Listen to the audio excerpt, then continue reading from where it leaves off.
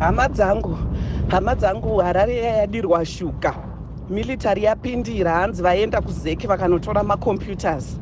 Vakati zvenyu zvamuri kuita zvekuda kubirira izvi. Maresults ngabude as easy kana mukomana akahwina ngaapinde. Saka tatodzingwa kubasa izvezvi. Ndinotaura ndichifemereka kutoda kubuda pabasa apa kutodriver. Kuenda kumba hondoendiwa ndine vana vangu. Bye bye. Timu rangu zvadhakwa vakomana. Meno vanhu veZEC ndo vane equipment yose yanda kutumira iyi. Vatoregwa zvese neZANU PF. Vakanzi wese munhu weZEC kumusha.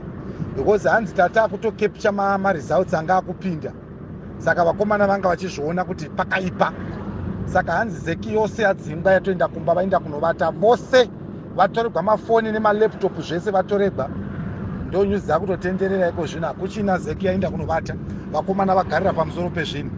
Vanyarara zvavo zi. Ameno kuti zvichapera sei vakomana regai tione. Teti chikuupdate hai kuti zvakamira sei. But so far ndo situation yatovapo. ZANU yatoona kutoti paipa yatorera ZEC basa.